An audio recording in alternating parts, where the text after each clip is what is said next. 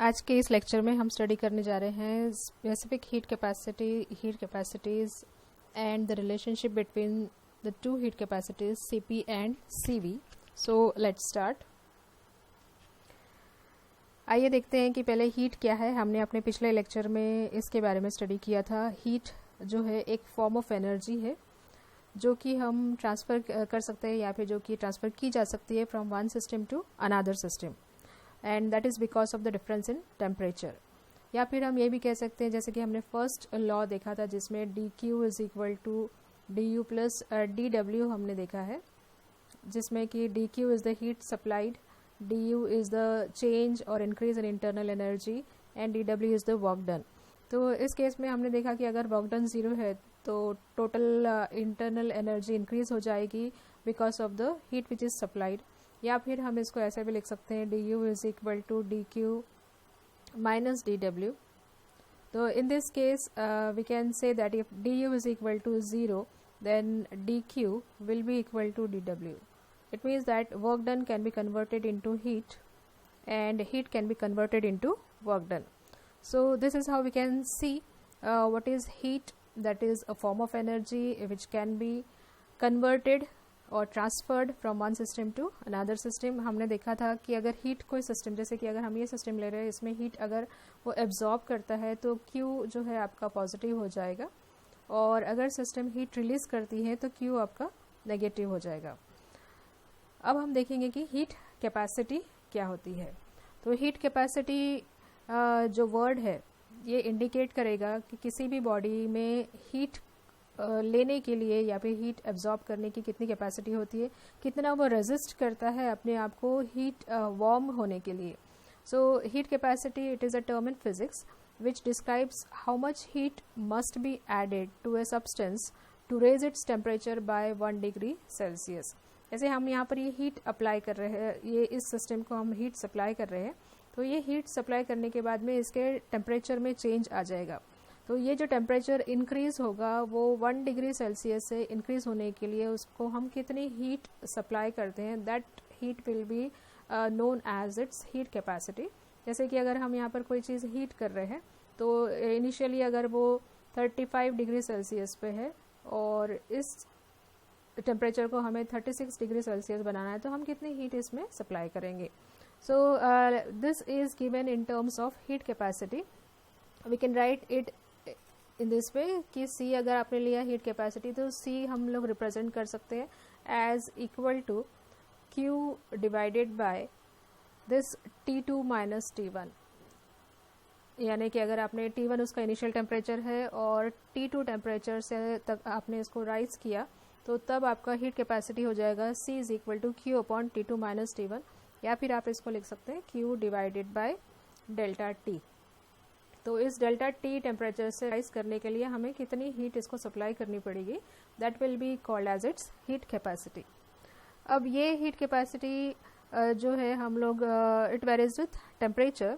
The heat capacity for any body will change with temperature, therefore the value of C has to be considered over a very narrow range. एक बहुत ही narrow range के लिए हमें इसकी value consider करनी है. तो हम अगर ये कंसिडर करेंगे कि dt is a small change in temperature, small amount of heat absorbed, small amount of change in temperature because of the heat which is absorbed as dq, then we can write the same expression. ऊपर का expression को हम लिख सकते हैं C is equal to dq divided by dt. तो इस तरह से हम लोग फाइंड कर सकते हैं what is the heat capacity. तो ये जो heat capacity है वो related रहती है specific heat को. तो specific heat हमें फाइंड करना है, बट स्पेसिफिक हीट जो है it is nothing but the amount of heat needed to raise exactly for a 1 gram 1 kilogram of a substance by 1 degree Celsius. तो स्पेसिफिक हीट कैपेसिटी को हम कैसे define करेंगे. Specific heat capacity of a substance it is defined as the amount of heat. कितनी heat हम लोग इसको supply कर रहे हैं, the amount of heat which is supplied to a body. जैसे कि हमारे पास नीचे में एक बॉडी दी हुई है, इसको हम लोग हीट सप्लाई कर रहे हैं, तो फिक्स्ड अमाउंट हमें देना है. डेफिनेट अमाउंट ऑफ हीट हम कितनी सप्लाई कर रहे हैं to which is required to raise the temperature of 1 gram of a substance. 1 gram of a substance by 1 degree Celsius. तो 1 डिग्री सेल्सियस से अगर हम टेम्परेचर बढ़ाना चाहते हैं 1 ग्राम ऑफ ए सब्सटेंस के लिए, तो हमें कितनी फिक्स अमाउंट ऑफ हीट उसको सप्लाई करनी पड़ेगी, that will be called as the specific heat capacity. The amount of heat, जैसे कि अगर हमने Q लिया, Q is the amount of heat, और टेम्परेचर हमें राइज करना T1 से T2 पे। अगर हमें T1 से T2 पे टेम्परेचर राइज करना है for suppose m gram of mass, अगर हमने m ग्राम ऑफ मास लिया और उसके लिए हम टेम्परेचर T1 से T2 पे इंक्रीज कर रहे हैं, तो ये Q दिया जाएगा by the formula Q is equal to the mass supplied multiplied by its specific heat C into the change in temperature, that is T2 minus T1। so ये इसका फॉर्मूला हो गया, जनरल फॉर्मूला हम कह सकते हैं m is equal to C into T2 minus T1, that is the change in temperature। it is very useful that we should remember that specific heat capacity of water, हम लोग अगर water लेंगे तो specific heat capacity of water is 1 calories per gram per Kelvin। this is the specific heat of water and इसकी value जो है हम लोग लेते हैं the specific heat of water as equal to 4.18 joule per gram per Kelvin।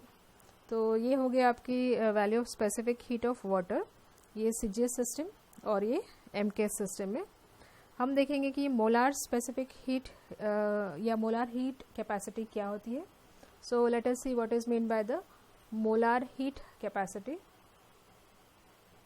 So the molar heat capacity,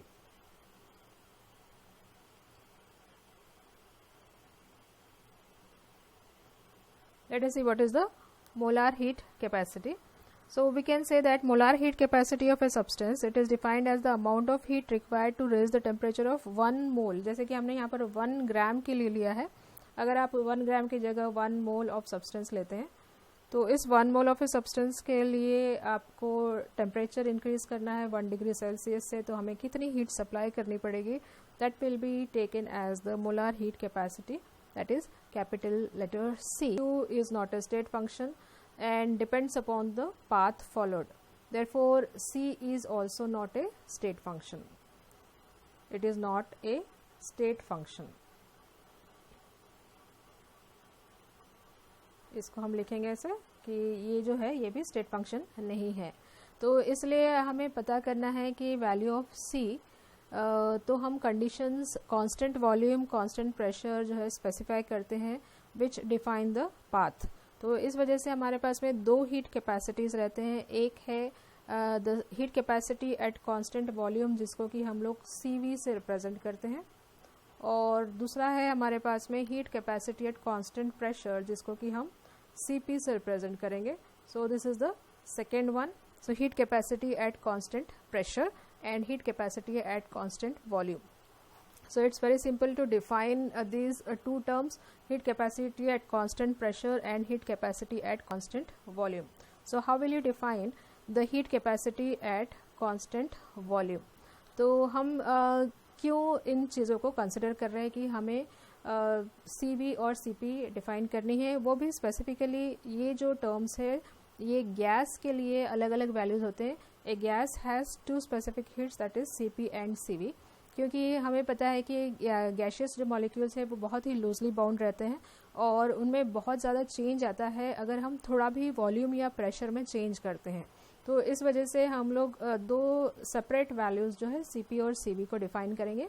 तो constant pressure के लिए हम कहते हैं कि the amount of heat which is required to raise the temperature of unit mass of a gas through 1 degree Celsius at constant pressure। तो keeping pressure constant, जैसे कि हमारे पास में अगर ये सिस्टम है जिसमें कि गैस मॉलिक्यूल्स है और इसका हमने प्रेशर कांस्टेंट रखा, तो P अगर कांस्टेंट रखते हैं, हमने इसको एक्स्ट्रा कोई प्रेशर अप्लाई नहीं किया, कांस्टेंट प्रेशर रखा और उस वक्त हम हीट सप्लाई कर रहे हैं और इसका वॉल्यूम में चेंज आ रहा है, तो तब हमारे पास रहेगा CP which will be defined as dQ by dt at constant pressure. उसी तरह से अगर हमें कांस्टेंट वॉल्यूम पे हीट सप्लाई करनी है ताकि हम 1 डिग्री सेल्सियस से उसका टेम्परेचर को इंक्रीज़ करें, तो तब हम कहेंगे कि ये specific heat at constant volume है. So the amount of heat required to raise the temperature of unit mass of gas through 1 degree Celsius keeping its volume constant, that is called as the specific heat at constant volume.